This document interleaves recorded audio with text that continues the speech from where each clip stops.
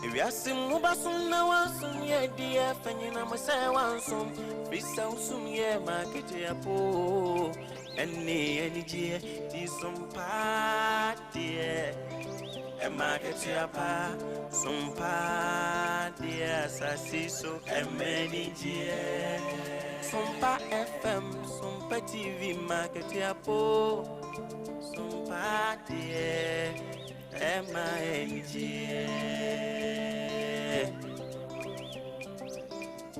Teaching what video to SOMPA FM and TV. Nebema wedding and the Akatiapa. Nebema wedding Gio. Sabra boy more dagini. Be natural so no dear when ya. Nebema wedding Akatiapa so come. Emakachiapa,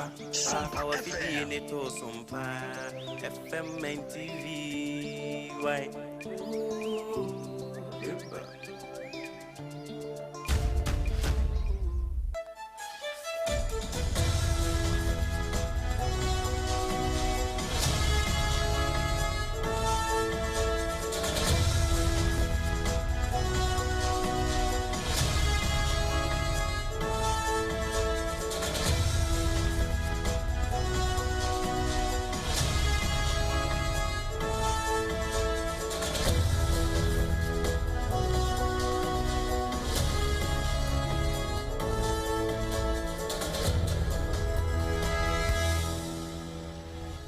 Dumienu no SOMPA fidie mu hade we wi apramatobre ye de nabo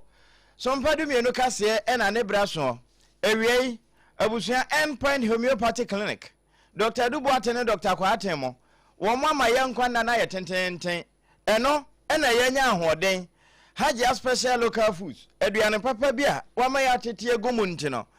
yetimi aba ba bi nsam no de amawo esanse ye mfa ya se ho nhyɛ aban na ye kasa ente kasa natural mineral water aboju nsuo eno na awiabre ye nonom ayiase party asodam ba bia eno ne ye de som eno nso na awie miremu no nsuo ebenom ewo so hwe nchense ya atworo ho CAS ene kasa ye papa no tafa back hospital echipe wo mobutu ho na waso ya sene se awie ye mabensan nam famma na SOMPA kase a enam 106.5 FM enkran no Oti enkan live ewo ehwe adabra santima mu no SOMPA 93.1 121st clinic no so wo Adamfopa radio France abrochima mu repatriators no wono mo so etie yen makura abobo ano pe Doma FM 100.7 Doma henkromo nten so wafa bi ewo na osaje fotie sabre kro na SOMPA 101.3 ewo Doma mani masase paso 90.7 SOMPA nkransa papa toast no mo toto petia adaje ne poso ekaka ano no ho a 106.1 etachima SOMPA edidem awiabre eno achi no yanko bono na henkro na nkasa 98.9 lajibe kwa na abro sanum na no no etosa no echa ntopaye enne tete famu atwam shanton ho etimu kwa kokosi wa hafo ne nyina 98.9 no so no wo mutie di free kene urban radio live for ho ena afi decoder no so be FM stations no no SOMPA FM obenyayen ebia na onam Facebook ho a ene e kan ho na YouTube fo ne nyina ehwehwen a SOMPA FM live ena Facebook no so SOMPA FM Accra 106.5 ya na wa hwehwen na ja woni ye nyina eko www.sompaonline.com ensemi nyina yewura tabo aten echim de akwakoto okwa benya bia kenkan na mmom de eba obetie no ebi ne se Omai posi ejumekuo ni fa no ewo Volta North wamo ade krata ba wamo achiremu se enkwada besenum bia na wamo se suku nioma ewo hohoi ene ne potemu no ya chiremu miensa ene enya honko posi sadon service of integrity no asante mamu nso wamo aye adwuma ama sesi foreign nationals de be se wo ha eka abonefo wo ha do wo twinsia waso wo mo pa achi no ho posi ejumekuo ni sanso bo amane bio se wanom achire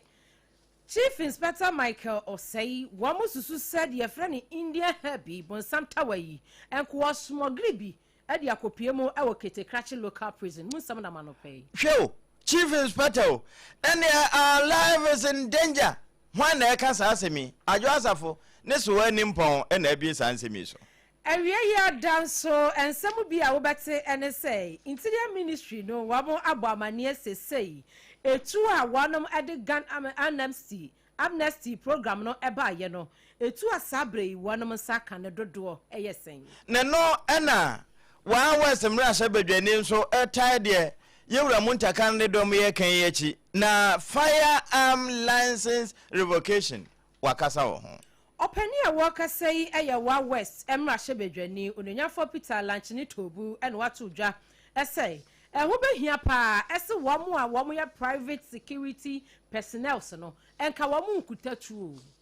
GS abamane se wonom a ye fo womo amwa ye adwuma no ese womo shortlist na se de ho nsam tie no eda kropot amode be sha adwuma se nyina da ene de be mo ehu se wo ka ho no ye de ho nsam ebrewo abusia yebekọ obi man so dia Emmanuel Macron ni kuromu eho ene yebekọ na amane ne se osofu bi a okọ humanitarian program ewo DR Congo ebaye wakwati Ebola yade ni bi aba France yo emunsam eye buburuja ene afoforo ene wiei yebo na ode ba besom wo wakenkanfo ne yeba no tripi we man eja pia APAM DADAA ewie bre mene ABENA ADEPA KOFIE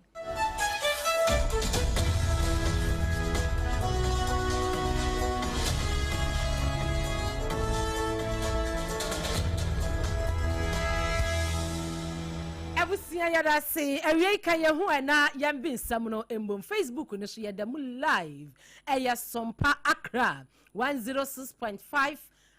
live now de ahye honom na kire se wanya bi sasa na tie wo ho abusia ye free nsam no asedi aposi adwuma konim eho ane ye free nsam no ase na krata ye da manim eye adesuafo baako enum bi a sa video no hu no wo phone no so na sententan video no so no na wamu ye num ya wamu kirem sa wamu atwero nso hwawi na emrantie enum isi wamu wie school ntia ya wamu debro so ena wamu hyase yese school ni nyapade ni bi wamu sesai no esa se wamu de wamu kọ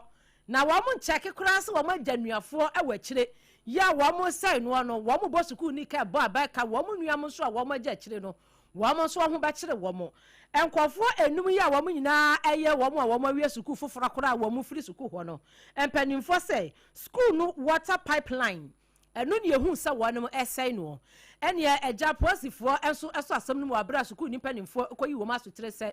ye school fo makoma num wo matwere wie wamu konti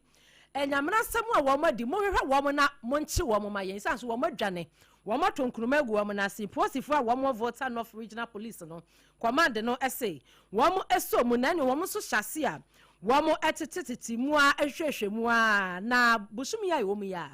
ne da na etoso edunkron enaja wanam ekwakire emu makoma tere na kyerese miensa na mu miensa ya kire wamu no Rashid Suraj Dapo wanya finhia no edunkron Alhaji Mohammed anya finhia no aduno Abdul Kadri Abdullahi wono so anya finhia no aduno sada na womo se mumyesa ya kire womo womo ehwe ne se mienu aka no won be kire baabi ku a wono mo akwa ni akwakire womo so ade womo aka ho posifo se yenya womo sao ye be twe wono aso ankasa e ma kire bi womo firi mu fi a se abaja pade anase suku bia japade nya wawo dia wutimi fa mran hye onsam konkose no gisa wa de wa bra pede a eno atimi se no se ne wawo dia na emu miensa yi a ya kire wo mu yi wani mu kire mu se awofo aba be ka ho nsam na so ni nyina mu no Volta North Regional Police Command ne say e wose ya de mofra yi ejina mra no kete na emra ne wo mo ekohye ebi wo mu tu awofo afei wo mu a wo mu ehwe yen na kire se ahwefo akyerɛkyerɛfo ɛne wɔn a wɔka ho nyinaa afo sɛ yɛn kɔso ani akyerɛkyerɛ yɛn mma no adesuafoɔ ɛne yɛn kwada a yɛtete wɔn nyinaa sɛ wɔn ani abrɛw ɛsɛ korodɔm sɛ nneyi akwada a wobɛyɛ asobrakyeɛ na wode yɛde yɛsi ma nyɛ no na abɛyɛ deɛ a yɛn nsa so mu a na ne obi ɛnka sɛ puduo hyi ne yɛne ne dwo wa no waboa ama ahye yɛbɛba bam atesem adi ama sɛ yes puduo na hye ne yɛde ne dwo krata yi ɛba yɛ inspector ya ne nsa ɛhyaseɛ ɛyɛ Felix Kwaw wano ɛna opiemu ɛwɔ Volta North Region na hɔ no mu a hɔhɔi wɔkasa ɛde ma posi adwuma ko no nti maako miensa ne akye wɔ no mu a aka mienu ye hwehwe wo mo ate wo mo aka ho eno eye hohoya abusua kasa na kira mineral water abujunso ekutaimu awie ena sompa dumienu kase no ye bede mawa efiri atifin ekwa na afo apuani atoye mfimfini ba bia ye de ma se brato no abusua ye kɔ na ye wura mu asantima mu police sada no service integrity won masa ye wo madwuma ni bio na wasantima ntamu de nipa nko a wo msusa abonefo sem ebon wo mu ntuma makomako wo ha adu wotwe nsia ena wo manya wo mpa achi aso emu adu okno ensia 96 wo mu nyina ya alatafo Nigeria tinubu adehye ena emu nnan wono mo so Togolese afe uye anoto nkyan a saa dwumadie no pose sadom no kyese boso me ne da na etoso nwotwe tuomwa besi ne da na etoso dadu ene nsobra Facebook na abusua behwebi www.sompaonline.com no oba sansem ni nyina nso benya bi ahwe emaba wa ne mrantewa ena aposifo no emache wo mo one longo ladi wo mo nam no ohwe wo mo a wo mo hyehyehye ne yemantiantia asabi ase socks ni nyina ya maba wa ne bia na sade nkra ne kire no wo mo so obi no mpachi ewo asafo bra wo mo koredi ye no afi Kenya ase aframa asokwa buokrom krofrom atonsu buokrom ena afi bokro ene aswase otafo ahembronum eho nyina wo mo so obi no mpachi na wono mo so Kenya ase aframa no dwumba so ne da na etoso nkono ena wo mo kokobɔ pini ho eho no wo mo nya ababa wo yene no se Gladys Ibrahim dodo na afre ne Mama G na o kan Mama G dia wakunu kura na ne tida nkyɛn ewo mpotemu ho na wo mo so no wo mo nya latafo makomako eduokunu nsia ana togofo nan eka ho na enkra ne kyese saafo ni nyina no ase yesada kofefo wo mo de wo Ghana de adwuma ho mommra na mo ante se mampani kura aka 24 hour economy ese wasa de adwuma kura 24 hours abeka ho enti wo ba Ghana adwuma de enye na no wo ma dada wo nkrofo ne saa tituru mabaawa no wo mo so peska ya de na wo maba afa wo mbeduru wi a oje 50 Ghana na emrante wa no idi a hemfire no wo mo koba na kyese wode na japade na eba aba bedidi ho eno da nkyɛn a ebinom nso krono aturo da so na wo mo bɔ na wono ma aka no nso enubone hu dwadie na wo mu die na kyese obi ani ho ani dwumadi a wodie no eboa wo man ne nkankro ene ne mpuntuo enti wo mo so wo mo pa achi sa na ne no kwasem ni wo ma mache wo mo pa ya posi sadom no kyese wo mo de abonafo sem na anya de a wo mbesoso so na sade wo mo ayese wo mo bo akra na ejapade ho ban no wo man ma na ejapade anya de a wo mbe ma ebia ho agu nsuo agu nsa enti sa bere nipa mako oha adu wotwe ensia die wono mo dasoa ewo kokumu a posifo ye wo mo ho adwuma enkratasam ene bilibia sa tototo wo ma no ne ebepie afie akire bia ne nkomo ebepie Mama G Gladys Ibrahim wodaso wo kokum ye de honsem ebetoa posi ensemu an yegusu ayegina na wenu yenwura mu ewo wo mo ewo prisons service ho na kyese Ghana prison service wamuni posi fo nyina ye adwuma eba kunti security fo ya wamu de krata ba we ye Ghana prison service o wamu kyerem se wamu ache wamu ankasa nipa ne number no eye 8566 wo ye chief officer Michael Osaibonsu ya kyere no de anti ya kyere ni nyina ne se adwuma wanu mu nyina ye no aya wamu ewo bra ye run shift ebi mu ba night shift na ebi ma ba morning enti no July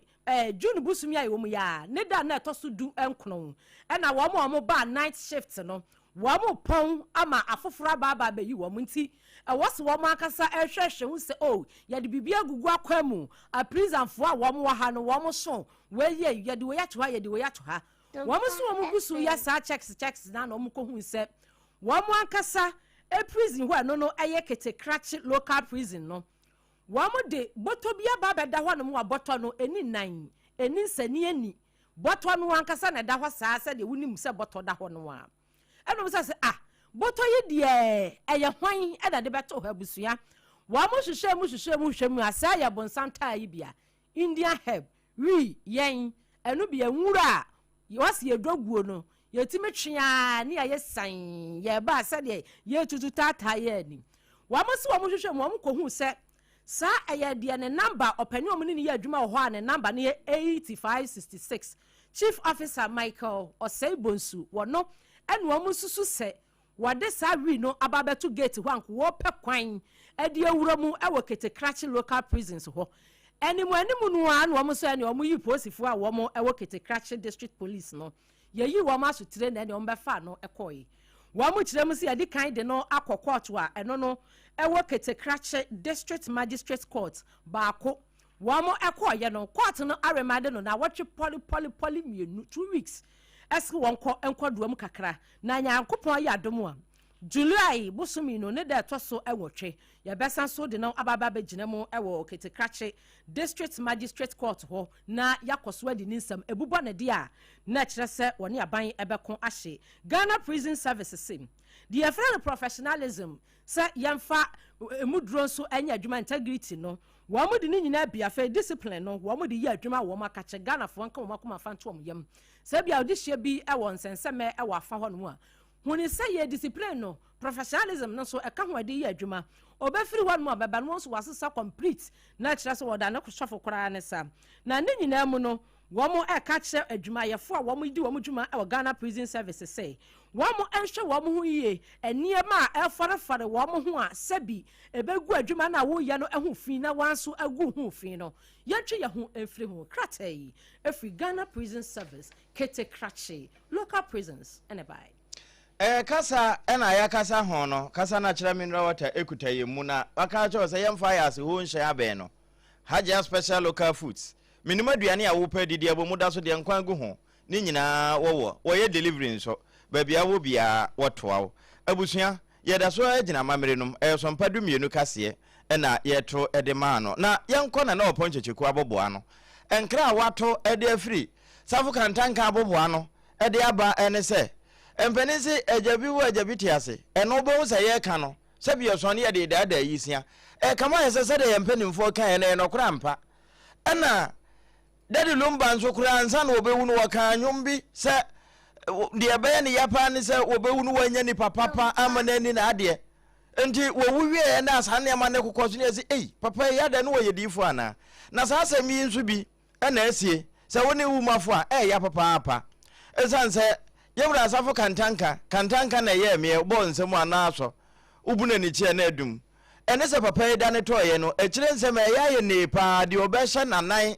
ansa ne mpo ye bekata ekire na no kwase da yenkote ye se adwasafo ne nua no tuo krato ama aka adwasafo ma oda ya sabia se ya dokotafo agina no so dendenden ye yi na afiri ha ne ye de na ekwa ha na ekwa wie no sade na wo mo boko adu se etuo no jama ninua akofina ne ka se wo mo nto fire na wo mo fire aye ntino de sabio wo kire se woni gene pa bra woto bo abo pomponi ewoda ho no ya na wo na ho ahi enti process adom no ekoso nipa be se ensia bi pa echa no wo mo ye private security for na ya de na kwadwo safo akofina enso ka ho na ni nyina mu no embenimfo ene embenimfo nkasa yi mu no ya ma won be na no ena adwasafo soa na na poma nhira se ye se nya basa dia ene wounded lion wo mo nkwa nyina dansanim safo na wo mo susu se wo mo pe wo mo kra age afiri wo mo nsam no suppose fa ebrebra so wo mpa chini ya sa age mu dia ene na babia wo mo beda no kra no ehu na sansemi wona na oponchecheku ene di ho nkomo Bia ya nene nam ma nenam esen panyifo aye enti samomo mu bela na yesu che say life at the danger ya basram panyifo ya sada ya sayem mo ma pepepe enye adwuma mo atentene ne mana police for mo hwa samwe mo biye atuje mo say ya ma o mu be mesre sam ya ma pepepe ye enye adwuma ewo my Ghana sa once then assemble ya can you was let 48 Saturday and I drop my phone and now we're going to be at the anchor or the sunny book to engage said or Timothy and now going to Ghana and if I am Master paying for police paying for never GP and the courts paying for so somewhere and that one no matter pay any no play embrem se say some mom pay I am hokra the story Uma ombe na ya na mwakura so emu nsansa ahwe kura ombeka se na ya chi wo mato mo china na de ani foforo na ebehwe na sabio de waye se huriya nso de waye da moja empani tiri da nana pomanhira wono adwasafo ne so ani mpon na kwajo safo kantanka ne nua ba ene kasa yi wona na opon checheku ena sa ankomoyi wono mo boy ya oto bi mane so mpaka se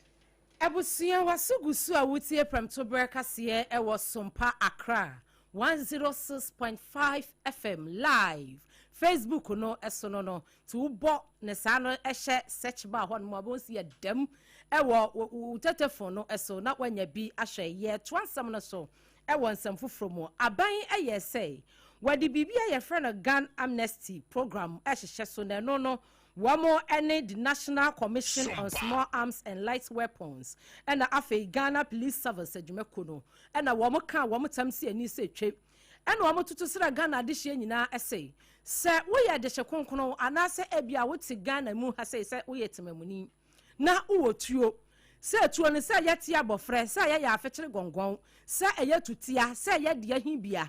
na sir one line say ya empanifo de sa kwanya ne to hɔ no sir fabra ni alliance say and from mama wutumi krata say wutimi tutuo wutimi koku abrabe ya wutimi koku twen enu aboa bi a wutimi ediku bi na wanso unya bi abo ho ban afei wa license so dia wubetimi de krata e kire say etue wei eyamia me de AK47 eye bopim ni bia anase tutia enkrata e wo ho ni aban no akirem krata yi a edamanim efri interior ministry no eho opani a wono waya soani a wotua sasoe na no ayo nyamfo Mohammed Muntaka Mubarak man triple M asoasem rahye bedwani no wakyerɛkyerɛ mu sɛ efiti ebre a wanam ahyase no wamonsa eka etuo makomako unregistered de yan register ya na kyerɛ na nkrata na ho no wamunya makomako 4038 etuo nko am sabre ya me no kasa yi wane nsamtrafo atwetwe nkomo ato ne bo akyerɛkyerɛ mu sɛdeɛ emu sampote no etie used to commit crime in America and then you find their way here and then now we see them that we are immediately able to tell we have that with some of our sisters in the African country we have put people have been doing a lot of exchange on this but the moment we see them we are able to tell this one is coming from this armory. So even if it is coming from the military armory, we're able to tell. Once we get the numbers, most of them are manned. One of the difficulties that we have is the local manufacturing, where they are not manned. And now, even though this gun armies, one of the things that the Commission for Small, National Commission for Small Arms and Light Weapons did excellently was we have now manned it, and we are trying to check them to see whether we can register them. If they are qualified, like the individuals, when they are qualified, we return it to them. Now we know this can even be SOMPA FM. It was for this person, and now we're giving it a unique number we can trace. It's true. The biggest challenge we have is the sabotage that we find ourselves. And every day I keep thanking the Almighty God for continuing to protect our country. And the way we, the citizens, continue to cooperate with the security agencies.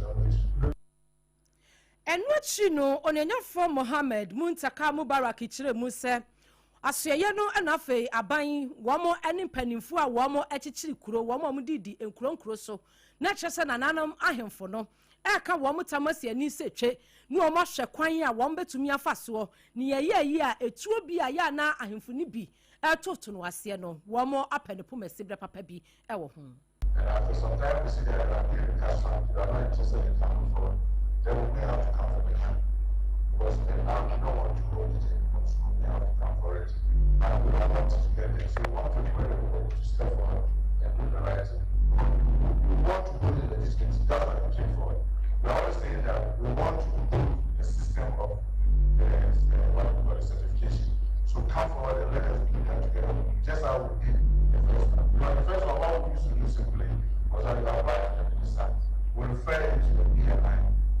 CIA, they do a background check on you. To say, oh, how much of the man is this? This person is doing. And we don't think that she holding that side now is a threat to public safety. Then we grant it. Now we realize that as part of that background check, we were not asking you to do mental. We're not asking you to do drug tests. We are not asking you to train, to know how to use it. Now we are only adding this. So it means that we are not already talent. So just come forward and let's try to help you. So we have this information and we can reach out to these doctors today unnecessary. Let me correct this. There has never been a time where any private security organization was licensed to look towards the private.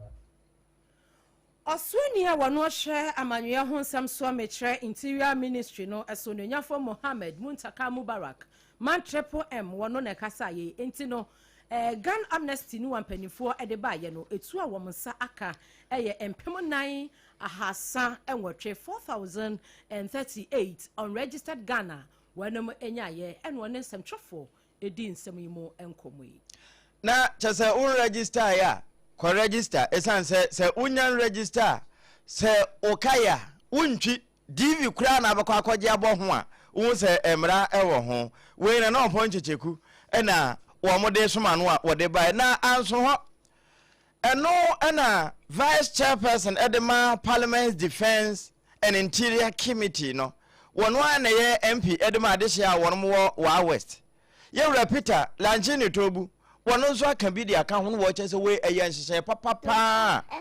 efisem so ye no wono matu.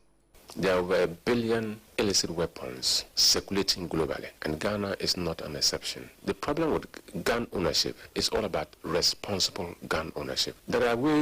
legal ways to own guns, but when people own guns legally and the usage of it shows that they are becoming irresponsible, we need to look at the law again. And for me, I am happy that he has gone straight away to revoke all licenses. You need to reapply and let's assess you mentally. Are you fit enough to hold a gun? Because when you carry a gun and you are not responsible, you become a threat to society. Probably you took the gun for personal security, but your own personal security should enhance community security. But if the ownership of the gun is gradually endangering the peace and security of a community, and for that matter, the nation at large, we should look at it again.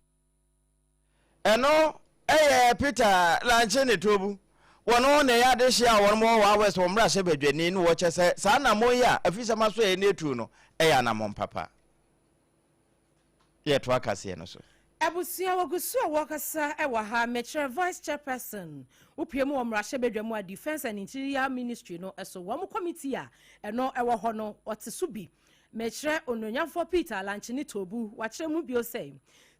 no die esi ana anu nti sansa okoto se onua bi no onua bi e de esi agan anu abisa se na anu asem no eba ne sei die esi ye enam so emeja yanti asempa lawyer mame adwasafo enei wada ya sabia adokotafo epre nkwade ama ninti ehu behia pa se womo omudwuma ese private security personnel ewo mayim no aban no ebede enhyehyɛ kakra beto wom ho nanka wom mpo no yama wom enkura etuo na ebia wom betimi ayusu ade foforo onanyafo Peter Lanchini Tobu wochiremu esei. Why will a private security company defy the rules and regulations established in law? Your uniform is not according to law. You are wielding guns. It is only the Minister for the Interior who has the right to permit somebody to own a pistol. So if you find a pistol with somebody, you have to go further to find out, do you have a permit? If you find any weapon with any other person in this country, go further to find out, do you have a permit? And private security organizations or private security institutions are not permitted under our laws to be armed. They are not supposed to be armed. So that is a matter to be investigated. How come that you are holding arms? So the first step, which is the right step, is to revoke all licenses and let people now come back. You see how one problem can generate a whole national issue. One problem has brought about the revocation of licenses across board. Now people will have to get back to basics and come and clear themselves. Do you have the capacity to wield a weapon? If that is the case, we approve it. If not, your license is revoked and your weapon will be taken away. Whatever the arrangements will be, we'll get there. But the fact is that I think the minister is on the right track. Tia we asa kwakuo kwon opani okasa ye yononyamfo Peter Lanchini Tobu upiemo ewo mrashe bedwamu a committee ya wono mo ehwe defense and interior committee no wono na ye vice chairperson no kasa ye enti no kanene de ne nyina nim se private security personnel san ka ba poriwa ena no omu yisu ena de so omu yisu tuo ena no ye hwe video ya ma mesara adwo asafo de kura private security personnel o wakoto to se de omu yi wo form ena gugugugugu saa eni hwe hene opani ya wakasa ye nu akire mu nti aban no ebe ye hu hyehyeye ni yie na etu a omu yisu no ye twam se tintontan na na opon checheku ena de sansemi e bai ena so kanyina pepper spray no wo mu yisu ka ho nyame ampata kura na de police adom FPU foi wo mu nso hye wo mu to kura no wo mu pebia ka ho na abusua ye to akase no so ye wura nwomasuam so afa wo hwe wo man nwomasuam so ye wura hari na adrusu na boboa no na krata afiri ba ye de na kire dia ma ye tiefo na ene da benen ensama ebobo ba ye ma so afo pani kwankyerefo ba de akire a wo no wura aso ye hwe nwomasuam so a wo ye general management services wo da no say deputy director yewra professor smart dc wono ene de asemine nsasha ase no wode aba na wacha se abana ya nhyehyey ya so ye hwe enwumasua so no ebefa wono ma ebedoma boa ma adesuapa etimi atodwa no eno ho asem eno no wo che se womo MPK kura candidates a wono mo yiyi womo a womo beboa ma sa adwuma yetimi akoso no nyame de kyen ya boso men so de to se dadu no womo di nyina no womo ho nsem womo de beba nkratem ama adasan hunu ayere so a wosanada etoso de duasan ba ko de twato August 31st ena womo hwe ani mu se wombe hye adwuma ase na waye adwuma no se de womo eka no pepepe Professor Smadisi kire se sa hyehyɛ nyina no womo aya womo recruitment processes no enti wode krata yi ba no ena wo che se womo hwe anim sa ayere so abosumi de etoso de duasan de twato no na biribia awie na eno so awie saa na ne chese won mu a won mu apply ye no eligibility requirements no ebia na obese won sa kanti wo mo e de to ade no mu saa na bank kratem na hu se wo demu ano ne se wo boabo aho na de ese wo koye bia no wo kwa akoyo na wo se no no bosome ne de to so dadu no na ebesi mu bosome nsonom e na won be ye ni nyina ebio wase Ghana nwumasua so ye na ye krado ene nwumasua atena ye no se wombema adesua papa no atimi atodwa na obia nso anya so emfa so ni se hunti wono mo ka ede akire wo mo a wo mo ede wo maprike ha totomu kire se adwuma no wono be ya mpa na wabo ama oman atimi akonanim no wo mo bosa afo no nyina ba so ema wo mammo ne abotre ne wo twen honhom a wo manya efiri tete emfa ho ne se na ebi mu bo abubuo nyina no wo munya otwan honhom ede tena mu atwan ne wie no na public relation unit ewo enwumasua asweye no ene atenaye no nso esanso etu wo mofo se bibia ni ye fa wo mu dwumadie ho ya wo mo nte ase anya nsentwerofo no mekwa akoka kire wo wo mo mra public relation unit ho na wo mo mfa wo mo nsem nyina meto wo mo a woni amansan di nkuta ho ma wo no ho na se ewo se kwa abonten a wo mabo ama akwa abonten na emom wo a wo ni sa afa ne bia no emfa sem bia se bi oye boa ho ade enkonkoto man sentwerofo ntutu ne sere ne abasa breko a wo mo kra de wodem no wo mo ntime hohoro wo mo ho enwie eno ne krata aba awie SOMPA kase ya boso amawo yatwa so dia adesuamu ensemwa na chief superintendent ya wono owo narcotics control commission no eye Owura Abdul Aziz wone dwumadie bi akoso eno no eye school counselors na workshop wa womo eye won kran ha sei no ewo suku ahodo mu mpanimfo a womo wo school so ahodo mu a womo eye counselors no ene ya sa workshop yi ede ama womo ne botaya pa ene sei womo kire womo kwan a womo akoye counselors ewo school so ahodo mu no womo ba kire emofra na desuafo no kwan a yebefa so atwe ye ho afri enubone no ho esase enubone no hankwada no pa dachi so anhwe yi a oman no ye de ensabehye enumaka esanse ha wo mo no ha adwen no ha wo mo ankasa ni padua wo mental health no so ho to chema sede ensem no ekoye na Owura Abdul Aziz ede to yensem twani na na opon checheku anim no ebi eni. And for that matter, no, your stakeholders, Narcotics Control Commission, and the police agency, I was say Obwa with regards to eradicating drug. We have stakeholders, and your stakeholders include councillors now almost, and at times, so almost at times, almost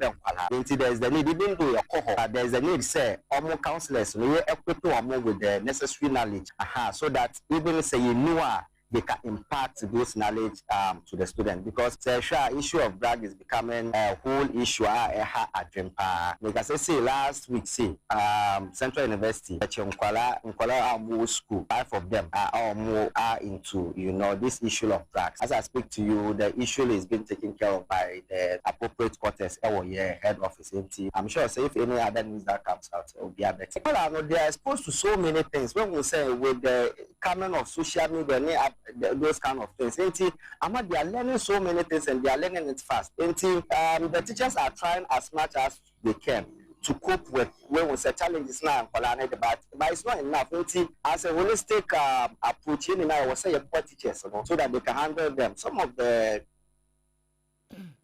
Openia yetsin in Kenya Ora Abdul Aziz wano na ye chief superintendent edema Narcotics Control Commission no. And a Jumadi Akoso, our school counselors and one workshop no asano. Wakasa ye, and what you know, counselors ni bia one aqua workshop no ase. Ya woman so as a shame one who said, one more your mother family the ombet me bia, narcotics if one so a ye be bois. Nadia a bet to me a boamer Jumano aya for full of faux pa. A diama woman aya at her four, and afe wo sha kwadano e was school ho. Momo betimia ye bi pa de aboa wonom womo so de shrede kakra ene omunsam eni fa we be fa tramo be mo timi use blue super glue aye ni say de mpaboa no e be no timi use eno e na never bebre ntimi ametimi abobo no e say ya tena sa ana ya ja omo sa ya na omo na ewo school at times me ma omo ya na ebi won e na obi beka che say omo use drugs no block we block ko do na omo ni na scale wo nti ya there school paying for ana headmaster ne teachers for omo ya just omo betimi stop it I was in Colanos bebre na Oma you say in journal, I'm an apple come. The best school, I say, won't stop home. I won't know more and stop you. Then you say, I almost so me counselor was school home. And you will say, Colana be brain or name the effect of sa draw more fun. Until government bit me organize programs. Oh, or more church or more. So say, and draw more use no a bebo. And aside that, no, I say this is counselors, no, maybe we plan a school. And I'm planning to do so. They are there with me. I organize teams and I'm more counselors. No more post or more SS. Now I'm going to one or my addicted to a drone dada. Counselors ni be and can and yet ye and send me and some training and no point chiku. And that's some ye. I was here. You're free and no point chiku de swa. Ma young confin temo. Na de can idea some ye no. Young fan some ye tea for. Na where the Cape Coast mayor.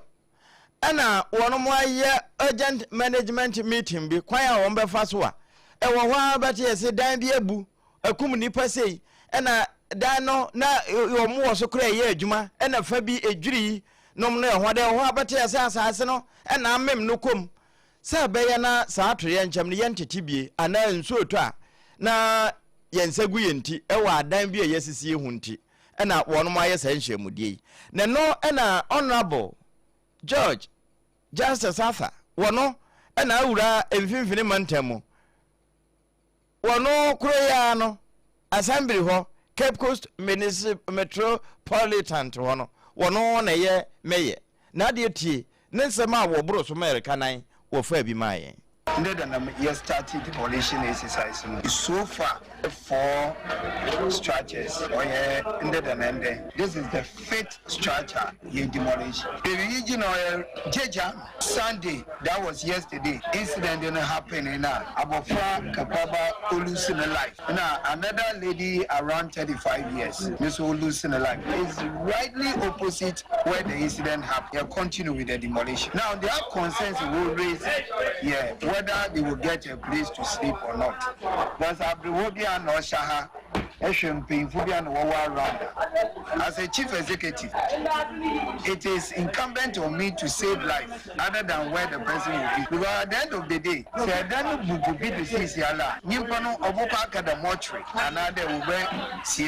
it is better they be save Nimpano from Iwu Chende, Yabama, Iwuno Ababo to Nimpa. So I have told them there, and then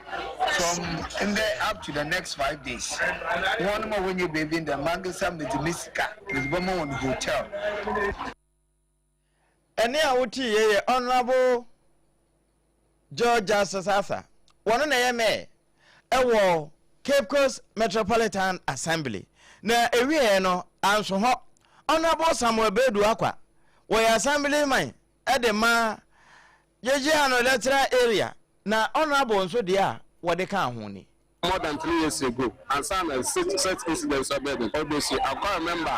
another assembly CJ in electoral area. Who are the money to the data about community no one bomb, coming to my hair, such a demand just the year you're running. Because I am not there, good there, in Wilson and there, and to get to know, you know, cast to the concrete, or the don't to know, all successful. But doing there, I said my man was on your own team, I had them on coming about to community also support. So now I wanted them to know and bring people idea no need area get them to provide students your needs which is I said in good to have but them is an uncle at the end of the lesson man is not that sad you need them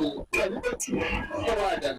them assembly on your easy nice area so the means of and so you know system them there we state on you know to bring them from there at the mark you don't answer any to that the IGF and the other you be there you don't there if you say there is a good that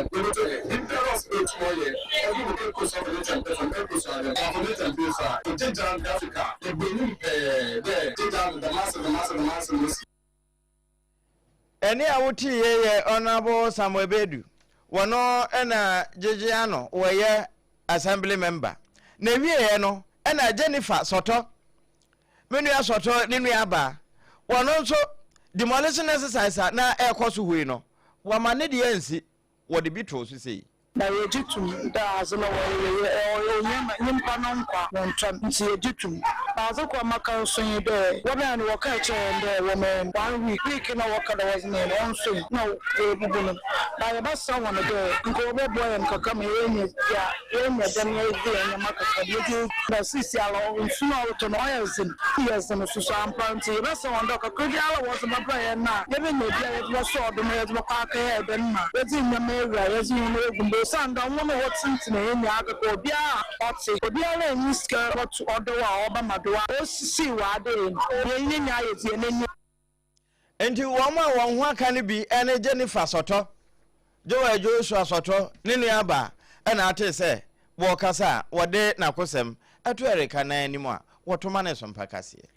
ye free matem we na yembra asante emantamu na afija kwabre south mesininim MC ya wono oya ban raba ewo ho eye mame Patricia Pel Ankra wose wane ne community for anase ne constituents wose obu akonta ekire wo mu nti waye community engagement dwumadie no ekoso ewo adwumakase kese na yensem treni ba wabeidu ekwase no ana mame Patricia Pel Ankra edeto ne constituents anim metre na de hye wodi wo manim ewo mesininim ese said ye assembly a wo ho wo mo ebo adwuma no ekwan bia so wo mbefa so amampuntuo wo mo ade abro wonom ebiew said ye wo mo ebebu akonta na adehye no ahye dache de da wo mo animu assembly no epese wo mo ye no ni nyina no obuhu konta ni nsam eni Adeba kwa ya hu ne se amamuo no ewo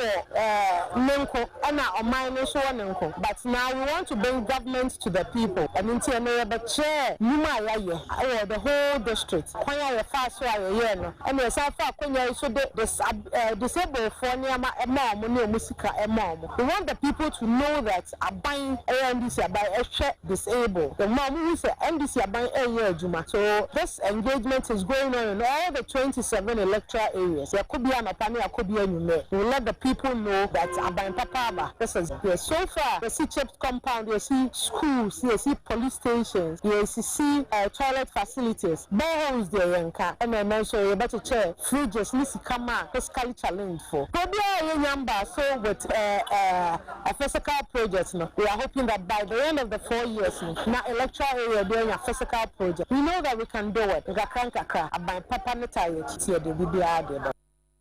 Mami Patricia Pearl Ankra Efija Kwabre South MCU no abina rabano no nti wamo asif toilet facility. Wamo aye boho na chese pipe ne ebie. Wamo wie ye person living with disabilities ya mu sika bete. Enya no kwa wo kire mu se school blocks wamo CCB ama ade hye na jawo bu ho akonta yi. Ne nyina twi no konti hene ya wo no awa adwuma kase nana yebo amensa wo no so what did to judge mu bio essay abai no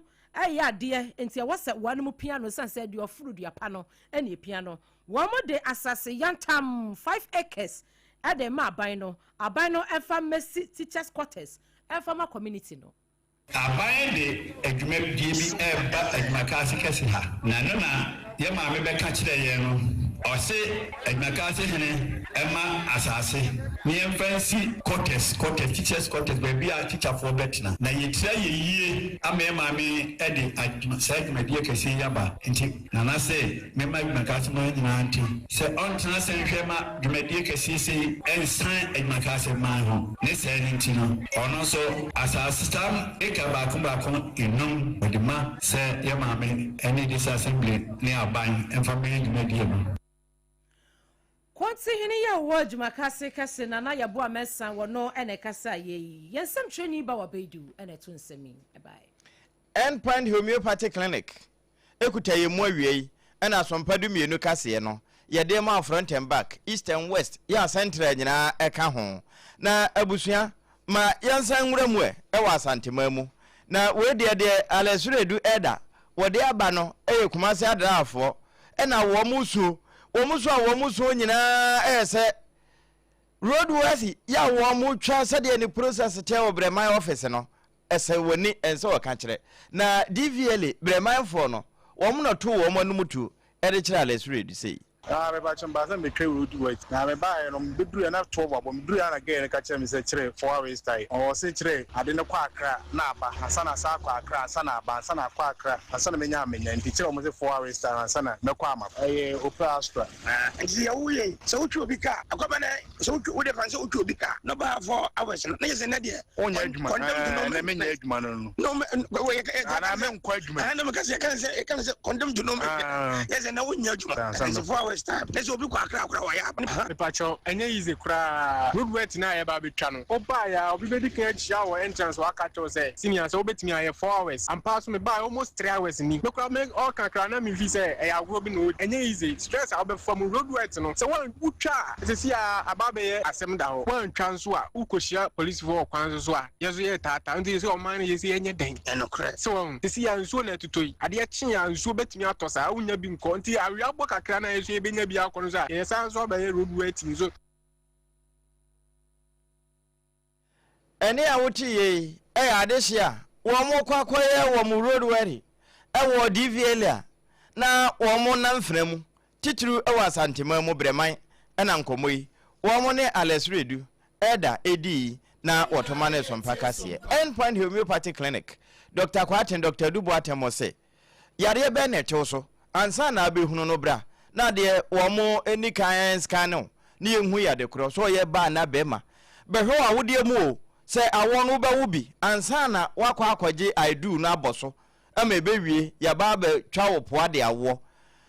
Endpoint Homeopathic Clinic kohwe prostate im na hu se ema na bodom pema wo mpe ba bia afa ansa na ubenya adaje aka se wokwa akofo obi jafo aba betena fie abehwe no se wo yire a wotimi afa no waba abayire no ama ne wo wi afiri no ho nyina no wonsa kan Endpoint ene bedom wo wo ya mekan yade bia wo munim ho ade ento de ekọ yemfa mfidie hwewo afidie no hunu wo yade wie na ye kire dura yade mawo a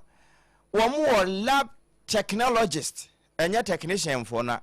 wo mo technician for no sua ntete afiri wo mu nsam no safo na ye adwuma ho enti Endpoint de the entire friend endpoint no wo de yade no kwa eho ne wo end ansi ho a ene na fundaka kira kwa na ohwehwe na ebi nso nsida enti shell signboard sprinters kwa no so wankran anasa kronoma bohia ya no we share 0244 867 068 Dr. Kwaten Dr. Dubuaten wo mo ebeje so na endpoint ho no wonko babia yeton nuro hu se wo mo nuro no bi wo drugstore bi a yeton age wo makache nanso okokoje a enuro no bi wo ho yedi nsu na enom sanso no nso na nyensu fi bi akeke sinso ebe na ye hwenchenchen ya hwenchense ya tro ho kasa ena ye papa no and the state of the art technology ya dan no asonson so ye fi bi a betimi akwante nipadua e de afirim na wo mo asiesie ni ye chima no atare no nwenten ya fi bi enim enti babia wo bia wono mo back hospital anchi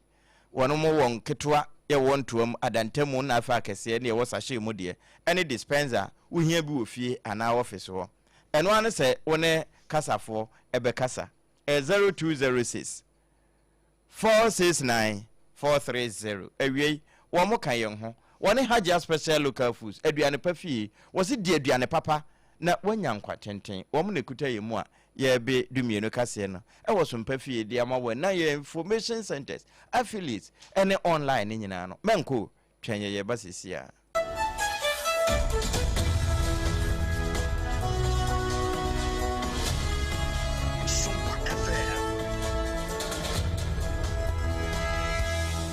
21st clinic aye sciatica expert sciatica no o nerves na wo to ase na fa wo siremu na fa wo nansia besi ase ho no se ho techema eno ene ye fa ne sciatica na etimi bubu o to ase ka wo se dwe wo siremu wo je ho ba bia enye na no na 21st clinic ba ye adwuma pa wo mu ye ntia basobo ma je ne wo Ghana ha ene amono ne enya asem ketewa wo mu je international awards ahodo wo mu je local awards ahodo na anu nso na wo mu bie the only sciatica research and treatment center in Africa bibrim ha no ebi ni ba bia je 21st clinic nkwa wo mu de bibidro ene besa o yare no masa de machine aka ho yare sabia yare bia wutimi de ko ne mama de ba ko a wo magidi wo mu pa no sciatica ena stroke nso de kwa diabetes ne hypertension ne ade ne ade Ghana ha ba bia wo mu ho enkran ha se ye wo Tantra Hill runabout se wo free enkran ba ye wo wonsani fa so wo fra masaman so na ba nso a wo nsa bonkum so ho na wo behu ye 0540 311 311 0540 311 311 There's a 21st clinic. Still, one more sciatica expert.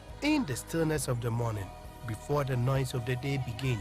there is a sound rising, a sound of prayer, a sound of power, and a sound of victory. Yamawakwaba was SOMPA First Service. I was SOMPA TV, SOMPA Radio. Your early morning altar of encounter. Join Bishop Abesaki Kwampo. Onyankopon di fa wastrano eweye brim. And am nensaso ama onyankopon we ya won wade pi. Through this prophetic platform, destinies are aligned, burdens are lifted, and lives are transformed. We need to teach us SOMPA First Service. Our home enye TV program keke. Bra osro ni asasi hia. Bro Nyankopon kasa chenema. Set your alarm, tell a friend,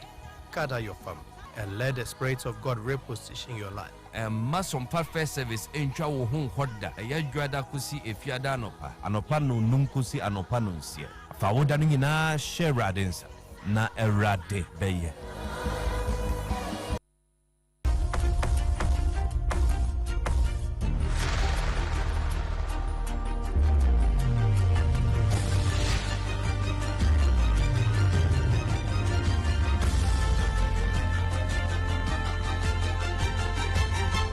SOMPA TV Emma Aketiapa. SOMPA Aketiapa yeda se waboa yen achayami ajabwa from kraso abani ye kwakwa wie kase no wo bi mai so ne abu ni kom se pen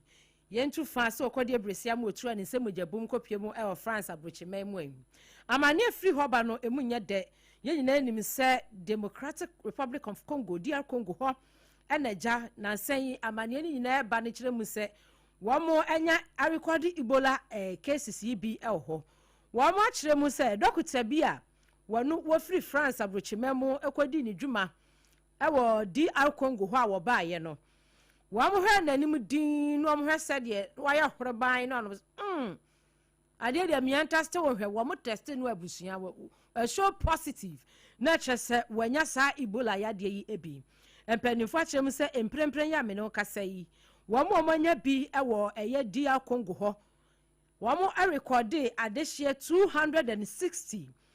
ena sabre wonu mu kyeremu se wo mo ati nananom ensedo eyare ho sempa ewo eye DR Congo ho Central African country na samples a wonom efa ye nyisese ya no wo mo nyina gu ayasabia wo mo hwe besa pem ene akire na mo free mu de DR Congo 260 na doctor ni ya okọ DR Congo godi ni dwuma yi a wo ba ya France yo wonom kyeremu se wo mo test no we show positive no wo mo kyeremu se wo no ene de wakwakodi kan ate yade yi bie ede aba Europe na wohwemu a saa DR Congo ho a yade yi eba yi efri baabi ene bai na mpanimfo se wo mu nyanya yade na kasankasa no aduro wo mo kasa yi eye World Health Organization WHO ene wo mo kan wo mo hyeda enya yade no anu aduro de na so ni nyina mu no wo mo gusu a ye hwehwe adehyen kakrankra ene wo mo first aid ya ye dem mama wonom na awrehosem biom ne se DR Congo wo mo neighboring country baako eye Uganda ho so ye so ma record cases ni bi nipa mako aduonu ena esi ya Uganda wo mu chem so manya saa Ebola yade yi bia eno so wonom hwese ajase beye yi a anye yensu a na ajase wo mbekọ nso a wo mo ni Nyankopon adikan na ni nyina mu no France fo ade wo mo se wamo amene buo no nsu aguso se wamo health ministry no ya adwumade ne se doctor ni na wakwata Ebola yade ni biaba no won betimi ahwe na san yade aman ho ato no na afei wamo trace contact the beka no contact tracing no ni ahwe onipa bia wa France ya woni doctor ni no enyansa woso bi ana nkita hodie bi no na sa nipa no so ya ba bechew na ya treat you ma ho ato na ekina bi wan fan kwankosai obi ne nyina kanfu ano Africa Centers for Disease Control and Prevention. Ye frɛ wamo etwentia from Africa CDC. Wamo se wamo ni US Public Health Authority for no. Eka wamo ho bom na Ebola outbreak no. Wanom etimi ahwe. Dempo no won betimi aye bibi kakra de aboa DR Congo. Esan se aboa ne siwso na se ukokoto so suunua so no aka nkyese so ye so na aka se bia. Won so ne so pa na bi akina bi ofiri ni so a wo ba so sede wo mo dokota ko ya wakwati abai obi abetimi akwati bi aba we so ene nsem we firi ho eba hufo ene Africa CDC fo so edu wo mo ho asimu a ni nyina mu no dokota ni de wonu mu kire mu so mehwe no ama ne ho aso no wo woni no enya counter bia nso brai ni afa wonto enuro so we so ni egina na from tobrekase a yade so esum wo SOMPA so no yade ni nyina esi aseda no enko ema kasa na cha menu awota enso ni mu adabuso enu apebi bottle one sachet once no ni nyina bi eho endpoint homeopathy yade homeopathy hyase ema infertility jane na mro mimika na che yi nti ya no akoyade bia homeopathy kwan na yafa emo hot special local foods aduane dedew aya na wako afi ensum no free SOMPA 106.5 FM across no yankroba tani nyina wote yenka ema kingdom so wote yenka doma FM doma hinkro 100.7 so wote yenka ewo so na 100.9 Adamfopa radio so wote yenka ewo so Facebook no so uhweye bi yedamu nyina mo ase apesmaka de hia yeje penin ni esi adwa ebebi ensemi edema wo ma Augustine tamyen ebesintintan fidie no so no mimidin abena badu adepa kofie ewe mene triple way man ejapia